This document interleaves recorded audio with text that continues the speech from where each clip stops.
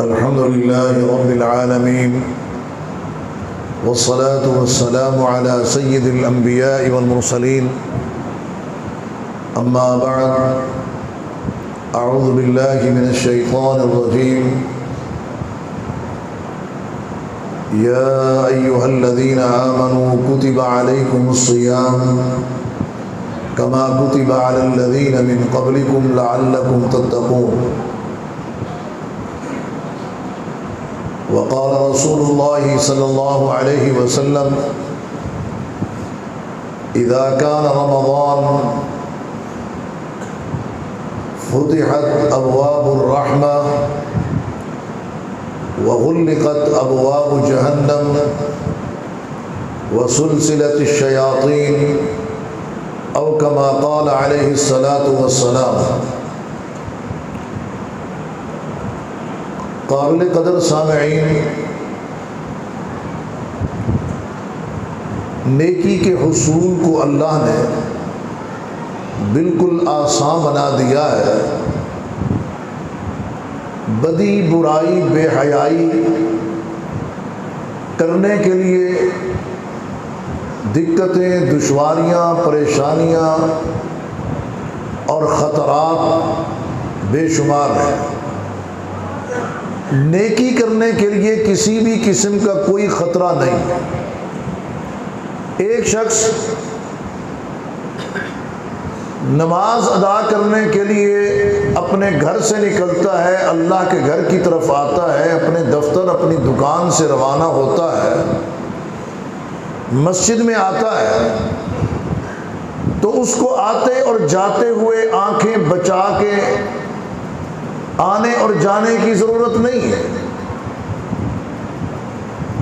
نہ ہی چھپنے اور چھپانے کی ضرورت ہے، اور نہ اس کے دل میں کوئی ڈر ہوتا ہے، کوئی خوف ہوتا ہے کہ اگر لوگوں نے مجھے مسجد جاتا ہوا دیکھ لیا تو کیا کہیں گے۔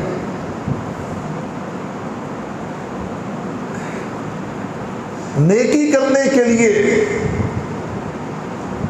آسانیاں ہی آسانیاں ہیں۔ بدی برائی کا کام کرنا ہو، بے حیائی کا ارتکاب کرنا ہو تو وہ مشکل ہے۔ اس کے لیے آنکھ بچانی پڑتی ہے، دائیں بائیں دیکھنا پڑتا ہے کہ اگر پتہ چل گیا لوگوں کو تو لوگ کیا کہیں گے۔ حضرات گرامی، لمحہ فکریہ جو ہے وہ یہ ہے کہ جو کام آسان ہے ہم نے وہ چھوڑا ہوا ہے، اور جو کام مشکل ہے اس کو اختیار کیا ہوا ہے۔ کون سا کام ہے جس کو ہم نے چھوڑ رکھا ہے وہ نیکی ہے، اور کون سا ایسا کام ہے جس کو ہم بھاگ بھاگ کے کرتے ہیں وہ گناہ ہے۔ اور وہ بدی اور برائی کا ارتکاب ہے۔ اس کا سبب کیا ہے؟ اس کا سبب یہ ہے کہ جب نیک اعمال انسان کی آنکھ میں چھوٹے ہو جائیں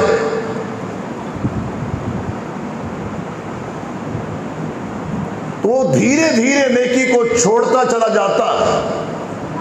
ابتدا یہیں سے ہوتی ہے کہ فلاں جو نیک کام ہے، اچھائی کا کام ہے، چلو ہے تو چھوٹا سا، ہے تو معمولی سا، نہ بھی کیا تو خیر ہے۔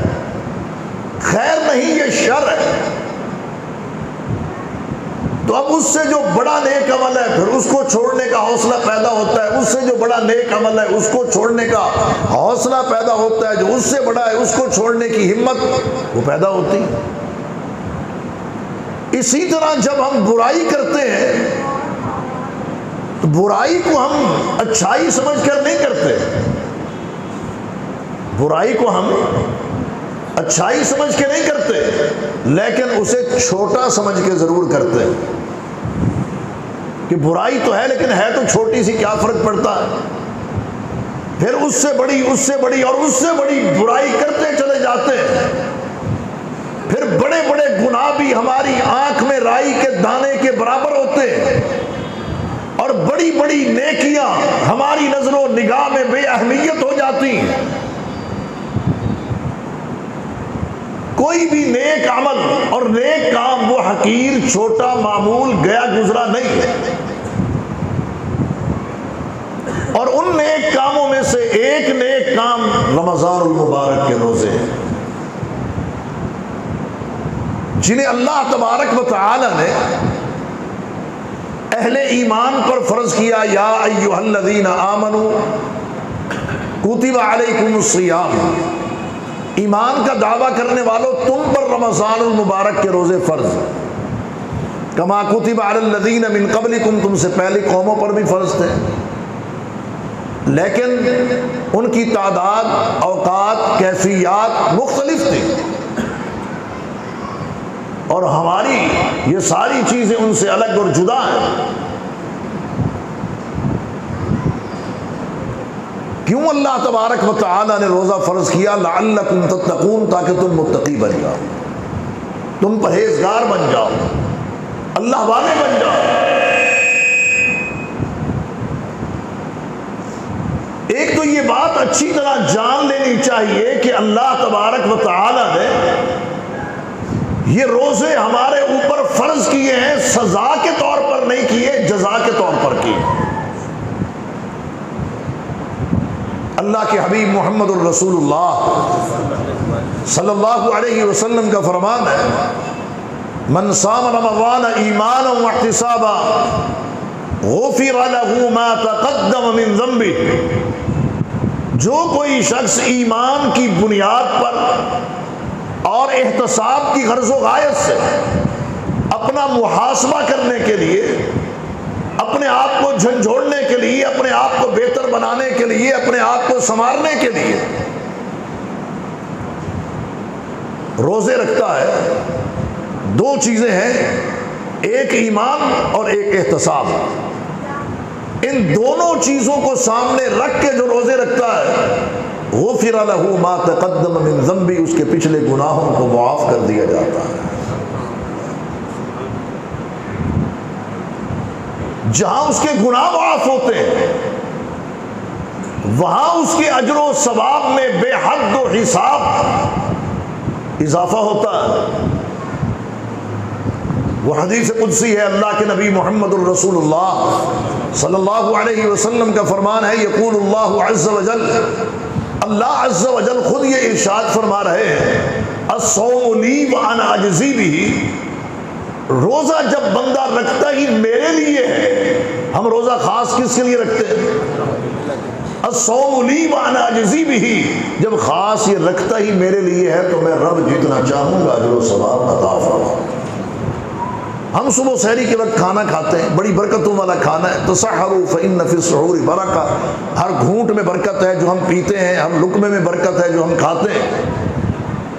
روزے کی نیت کر کے سحری کا کھانا کھا لیتے ہیں،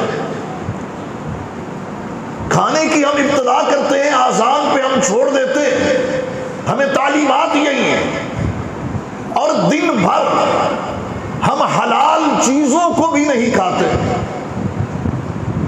جو اللہ تبارک و تعالی نے ہمارے لیے حلال پیدا کی ہیں ہم ان کو بھی نہیں کھاتے، بلکہ جو سحری کے ٹائم چیزیں ہم کھا رہے ہوتے ہیں ہم وہ ظہر کے ٹائم نہیں کھا سکتے، وہ عصر کے وقت بھی نہیں کھا سکتے، آذان ظہر کی بھی ہوتی ہے، آذان عصر کی بھی ہوتی ہے، لیکن ہم نہیں کھاتے، مغرب کی ہوتی ہے تو کھا لیتے ہیں، اس لیے کہ اللہ تبارک و تعالی کا آرڈر اور محمد الرسول اللہ صلی اللہ علیہ وسلم کی تعلیمات یہی۔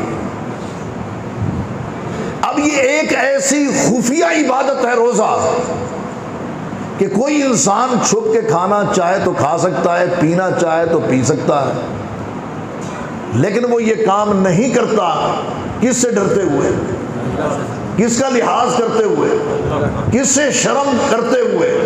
اللہ تبارک و تعالی سے۔ نہ انسان کھاتا ہے نہ پیتا ہے، اسی وجہ سے اللہ تبارک و تعالی اسے اپنی شان و عظمت کے مطابق ہی اجر و ثواب عطا فرمائیں گے۔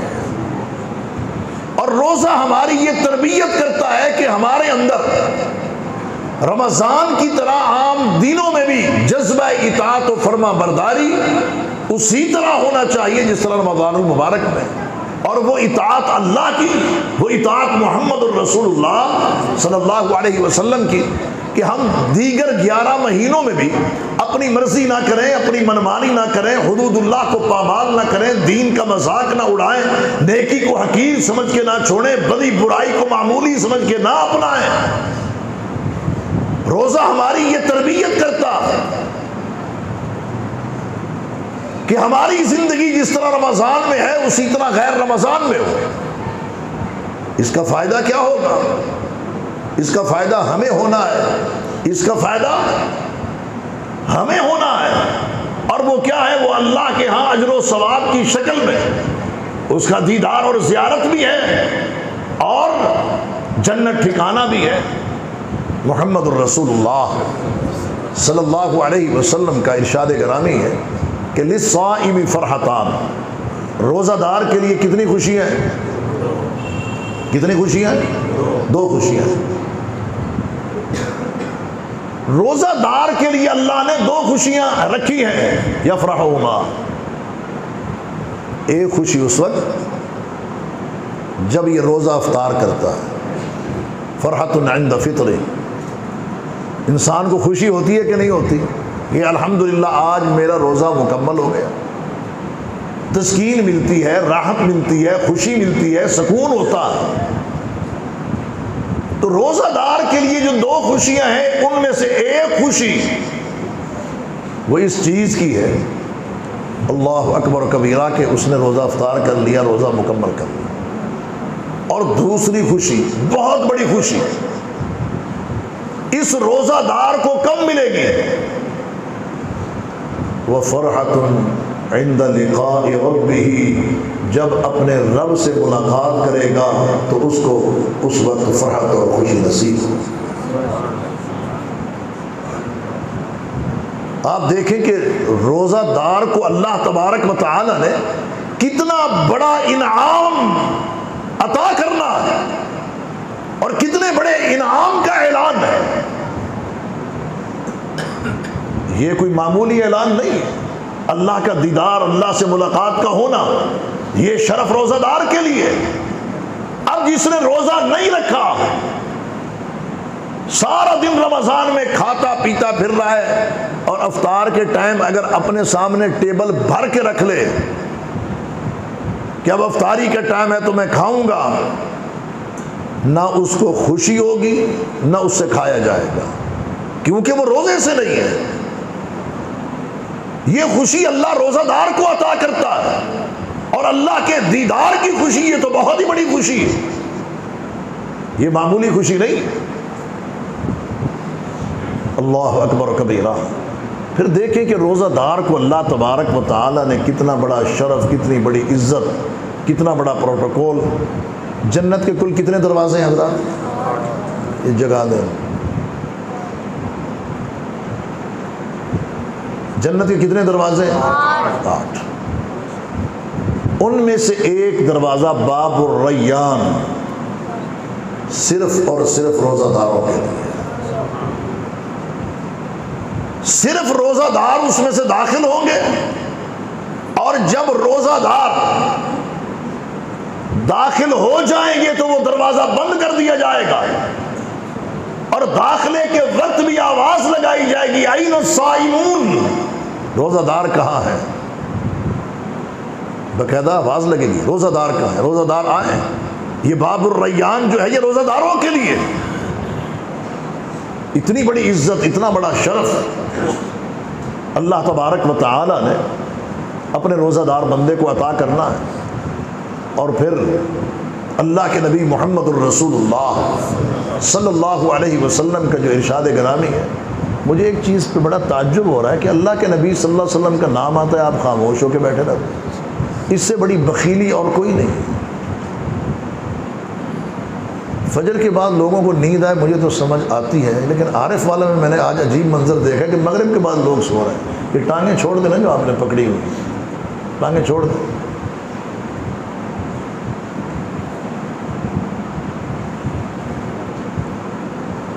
کیا بات کر رہا تھا جی؟ نہیں معلوم، وہ گل گزر گئی،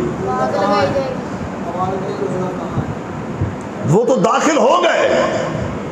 اب یہ روزہ دار، اللہ کے نبی محمد الرسول اللہ صلی اللہ علیہ وسلم نے فرمایا کہ جو تم روزہ رکھتے ہو نا، الصیام جنہ، اس کو معمولی نہ سمجھنا، یہ ڈھال ہے۔ ڈھال جنگوں میں استعمال ہوتی ہے دشمن کا وار روکنے کے لیے اور اپنا وار اور اپنی ضرب یقینی بنانے کے لیے۔ اللہ اکبر و کبیرہ، روزہ ڈھال ہے۔ کس چیز سے؟ من النار، جہنم کی آگ سے۔ اللہ کے بندو، تم دنیا میں روزے رکھ لو، قیامت کے دن جہنم کی آگ سے محفوظ ہو جاؤ۔ الصیام جنۃ من عذاب اللہ۔ پہلے تو صرف آگ کی بات ہو رہی تھی، جہنم کی آگ کی، یہاں مطلقاً بات ہے کہ الصیام جنۃ من عذاب اللہ۔ اللہ کا عذاب وہ چھوٹا ہے یا بڑا ہے، وہ ظاہری ہے یا باطنی ہے، مخفی ہے، پوشیدہ ہے یا اعلانیہ ہے، وہ قبر کا ہے، وہ حشر کا ہے۔ جنۃ من عذاب اللہ، اللہ کے عذاب کے آگے یہ ڈھال بن جائے گا۔ کس کے لیے؟ روزہ دار کے لیے، جو سارا دن چرتے ہیں، کھاتے ہیں، پیتے ہیں، رمضان کے دنوں میں اس محترم مہینے کا احترام نہیں کرتے۔ رب کعبہ کی قسم ہے، دنیا میں بھی ان کا ٹکے کا احترام اور عزت نہیں ہوگی۔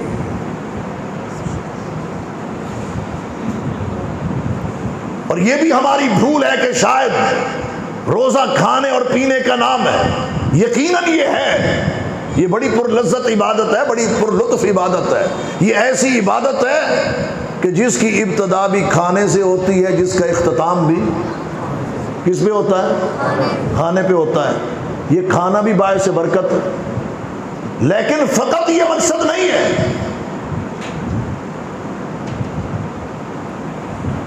اس کے اہداف اور اس کی حکمتوں میں سے یہ بھی ہے کہ میری زبان پاکیزہ ہو، میری زبان پر جھوٹ نہ ہو، غلط بیانی نہ ہو، غیبت نہ ہو، دغا بازی نہ ہو، فریب نہ ہو، فراڈ نہ ہو، دجل نہ ہو۔ کھانا پینا اس لیے چھڑوایا جاتا ہے کہ بندے تیرے اعمال ٹھیک ہوں۔ کھانے پینے سے اس لیے روکا جاتا ہے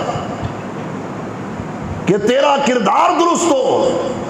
ہماری سیرت کو سنوارنے کے لیے، ہمارے کردار کو بنانے کے لیے روزہ فرض کیا گیا ہے۔ اور اگر ہم نے وہ کام نہیں کرنا تو من لم یدع قول الزور والعمل به، جو قول زور کو، جھوٹی غلط بیانی، ان چیزوں کو نہیں چھوڑتے، والعمل به، اور برے گندے اعمال کو نہیں ترک کرتا، فلیس للہ حاجہ، اللہ کو کوئی حاجت نہیں، اللہ کو کوئی ضرورت نہیں ہے فی ان یدع طعامہ و شرابہ، کہ یہ انسان کھانا پینا ترک کرے، کھانا پینا چھوڑ۔ روزے ہم صرف اکیلے نہیں رکھتے، اور مسلمان بھی رکھتے ہیں۔ روزے صرف امیر نہیں رکھتے، غریب بھی رکھتے ہیں۔ اللہ اکبر و کبیرہ، روزے سب رکھتے ہیں، لیکن دیکھنا یہ ہے کہ کون ہے جو بازی لے جائے، اپنے کردار کو سنوار لے، اپنی زبان کا استعمال درست کر لے۔ اللہ کے نبی صلی اللہ علیہ وسلم صحابہ کی مجلس میں تشریف فرمائے، آپ نے پوچھا من یضمن لی، کون ہے جو مجھے گارنٹی دے؟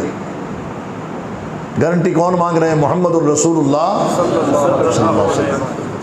تسی منہ میرے والی کر لو۔ اللہ اکبر و کبیرہ، دو چیزوں کی کہا مجھے گارنٹی دے دو۔ کون ہے جو گارنٹی دیتا ہے؟ ما بین لحیی و ما بین رجلی، وہ جو دو جبڑوں کے درمیان ہے اور وہ جو دو ٹانگوں کے درمیان ہے، بندے، ایک تیری زبان ہے، دوسری تیری شرمگاہ۔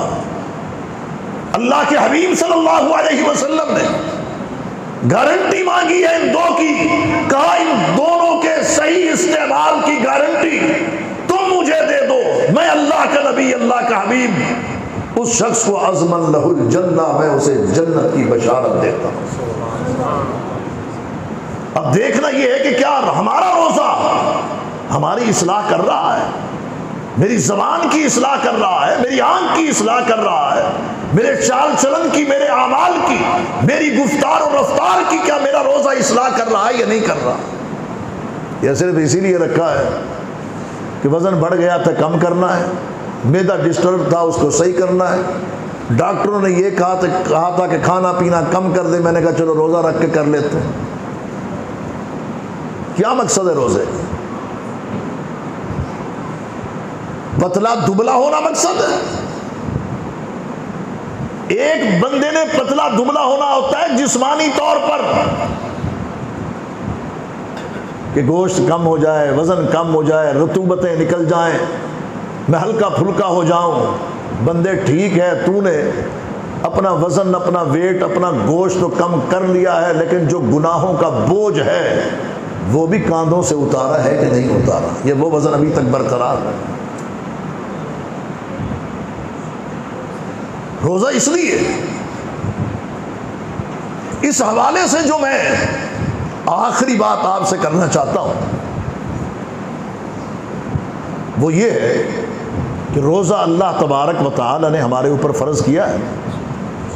اگر یہ روزہ ہمارے اندر غریب پروری کا جذبہ پیدا نہیں کرتا، ہمارے اندر خیر خواہی کی تڑپ پیدا نہیں کرتا، یہ روزہ ایثار اور قربانی کا ہمیں درس نہیں دیتا، ہمارا بھوکا اور پیاسا رہنا ہمارے اندر یہ چیز پیدا نہیں کرتا کہ جو لوگ شفاف پانی پینے کو بھی ترستے ہیں، اگر میرے روزے نے میری یہ تربیت نہیں کی کہ میں اپنے اڑوس پڑوس میں بھوکے لوگوں کو کھانا کھلاؤں، غریب آبادیوں میں لوگوں کی مدد کروں، اپنے شہر، اپنے ضلع، اپنے پنجاب، اپنے پاکستان میں لوگوں کی غریب پروری کروں، تو میرے روزے پر تو پھر سوالیہ نشان ہے۔ رمضان کے اندر اگر میں نے کچن کے اخراجات ₹1,00,000 رکھے تھے، اب میں 4,00,000 رکھ رہا ہوں، اس وقت 50,000 رکھے تھے عام دنوں میں، اب 2,00,000 رکھ رہا ہوں، اس کا مطلب تو یہ ہوا کہ میں نے کھانے اور پینے میں کمی نہیں، زیادتی کی۔ اور یہ بات حقیقت بھی ہے کہ رمضان میں ایک مہینے میں ہم 2.5 سے 3 مہینے کی غذا کھاتے ہیں، لیکن کیا ہماری اس خوراک میں، غذا میں، ہماری سحریوں میں، ہماری افطاریوں میں غریبوں، ضرورت مندوں، مساکین، فقراء کا جو کھانا نہ ملنے کی وجہ سے روزہ نہیں رکھتے؟ وہ لاہور میں 2 بچیاں باپ کے ساتھ کھانا لینے کے لیے آئیں، 3 سال ہو گئے الحمدللہ جماعت اللہ اکبر تحریک، صبح کسی ضلع میں 60,000 ہے، کسی میں 70,000 ہے، کسی میں 80,000 ہے، کسی میں 10,000 ہے، کسی نے، اب میں اسلام آباد گیا تو 30,000 کا کھانا جناب پکتا ہے صبح اور لے کے جاتے ہیں۔ گجرانوالہ میں اس کی تعداد زیادہ ہے، لاہور میں اس سے بھی زیادہ ہے، فیصل آباد دیکھ لیں 400 پوائنٹ ہیں جہاں سحری کا کھانا تیار ہوتا ہے اور ساتھی لے کے جاتے ہیں۔ اور یہی صورتحال الحمدللہ آپ کے ضلع کی بھی، جس کی ہمارے بھائی اقبال صاحب مسئول ہیں، اس ڈویژن کے بھی ہیں جس کے ذمہ دار الحمدللہ ہمارے پاس مولانا رمضان منظور صاحب تشریف فرما ہے۔ ابو طلحہ بھائی عارف والے کی صورتحال کیا ہے؟ 300 سے زیادہ لوگوں کو صبح سحری کا کھانا پیش کیا جاتا ہے روزہ رکھنے کے لیے عارف والا میں، پورا ضلع ہے۔ کہنے کا مقصد یہ ہے کہ اس کام میں ہمیں حصہ دار بننا ہے۔ اس کام کو آج 300 عارف والا کی سطح پہ ہے، تو ایک دن کے بعد یہ 350 پھر 400 بڑھتی ہونی چاہیے۔ جن کو اللہ نے دیا ہے وہ اس میں حصہ ڈالیں، اور جو نوجوان ہیں وہ ٹیم ورک کریں، آ کے مل کر کام کریں۔ اور اسی طرح صورتحال پھر افطار کے حوالے سے آپ نے یہاں پر ابھی اجتماعی افطاری کی ہے، جس بھائی نے بھی اس کا بندوبست کیا ہے اللہ اسے جزائے خیر عطا فرمائے۔ یہ افطاری اجر و ثواب کے حصول کے لیے کروائی گئی ہے، یہ افطاری ترغیب دینے کے لیے کروائی گئی ہے، کہ کام صرف اتنا نہیں کہ ہم گھروں میں گھس کر خود افطاری کر لیں اور بس نہیں، ہم نے یہ روزے افطار کروانے بھی ہیں، رکھوانے بھی ہیں اور افطار بھی کروانے ہیں۔ دیکھیں ہم میں سے ہر شخص 29 روزوں سے زیادہ نہیں رکھ سکتا۔ مہینہ یہ 29 کا ہوتا ہے یا 30 کا ہوتا ہے، اس سے زیادہ ہم روزے نہیں رکھ سکتے، لیکن سینکڑوں روزوں کا اجر و ثواب کما سکتے ہیں، سینکڑوں روزوں کا اجر و ثواب کما سکتے ہیں۔ اب جس بھائی نے یہاں دعوت کی ہے، جتنے بھی یہ لوگ بیٹھے ہیں، جتنا ہر ایک کو اللہ نے اجر دینا ہے، ہر روزہ دار کو اس کے روزے کا، جس نے افطار کروایا ہے اس اکیلے کو اللہ نے ان سب کا اجر و ثواب عطا فرما دینا ہے۔ اسی لیے اللہ کے نبی صلی اللہ علیہ وسلم نے اپنی امت کو ترغیب دیتے ہوئے کہا کہ من فطر صائما، جو کوئی شخص روزہ دار کا روزہ افطار کروا لیتا ہے، فلہ مثل اجری، جتنا رکھنے والے کو ثواب ہے اتنا اللہ افطار کروانے والے کو اجر و ثواب عطا کرتے ہیں۔ تو ساریاں کروائیں، افطاریاں کروائیں، رات کا قیام کریں، تلاوت قرآن کریں، دن کو روزہ رکھیں، ذکر و اذکار کریں، اور اس کے ساتھ ساتھ دعائیں، اپیلیں، التجائیں کریں، اپنے ملک کے لیے، ملک کے استحکام کے لیے، ملک کے امن و امان کے لیے دعا کریں کہ اللہ اس ملک کو امن کا گہوارہ بنا دے، اللہ ہر قسم کے چوروں، ڈاکوؤں، لٹیروں سے اس کو، اس کے نظریے کو اور اس کی سرحدوں کو اللہ محفوظ فرمائے۔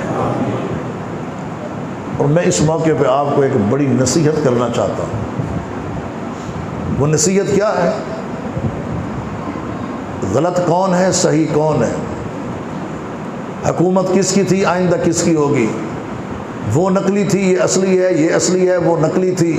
خدا را رمضان کا مہینہ ہے، اللہ ہمارے سیاستدانوں کو اور ہماری سیاسی پارٹیوں کو بھی کچھ ہدایت نصیب فرمائے۔ کس مہینے میں لا کے اس قوم کو الجھا دیا ہے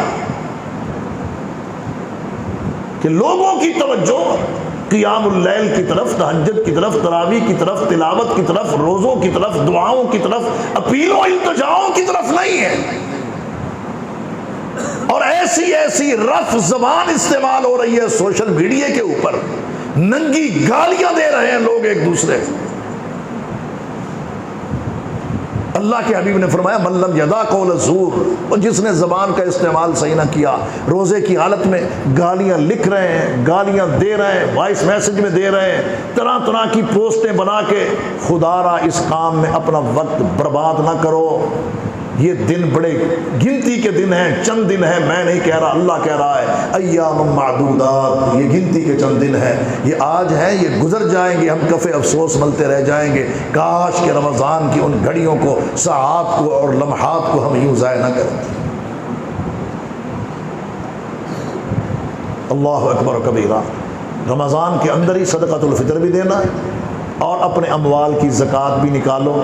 اپنا تزکیہ چاہتے ہو، اپنے مال کو پاک کرنا چاہتے ہو، اور دعائیں لینا چاہتے ہو، یہ نہیں خالی بندہ عشر بھی دبا کے بیٹھا ہو، زکوٰۃ بھی روک کے بیٹھا اور دعائیں کروا رہا ہو، جناب میرے رزق کی برکت کے لیے دعائیں کریں۔ رب العالمین نے فرمایا اپنے حبیب کبریا محمد الرسول اللہ صلی اللہ علیہ وسلم کو، خذ من اموالہم صدقہ، میرے حبیب ان سے صدقات لیجیے، تطہرہم وتزکیہم بہا، ان کو پاک کریں، ان کا تزکیہ کریں، وصلی علیہم، پھر ان کے حق میں دعا کریں۔ دعا بعد میں ہے، پہلے ادائیگی ہے، اور ہم کیوں نہیں ادائیگی کرتے؟ ہمارے مال میں کمی آ جائے گی۔ جو اضافہ ہوا ہے وہ ہم نے کیا ہے، ہماری صلاحیتوں نے کیا ہے، ہماری سوچوں نے کیا ہے، یا اللہ نے کیا ہے؟ کس نے کیا ہے؟ اللہ تعالیٰ نے کیا۔ جس اللہ نے یہ اضافہ کیا ہے وہ کمی بھی لا سکتا ہے، لیکن وہ اللہ بھی چاہتا ہے کہ اضافہ ہو اور اضافہ ہو اور اضافہ ہو۔ اور وہ کس طرح ہوگا؟ حدیث قدسی ہے، انفق یا ابن آدم انفق علیک، اے آدم کے بیٹے، آدم کے پتر، رب کہتا ہے تو میری راہ میں دیتا چلا جا، میں تجھے عطا کرتا چلا جاؤں۔ وآخر دعوانا الحمد للہ رب العالمین۔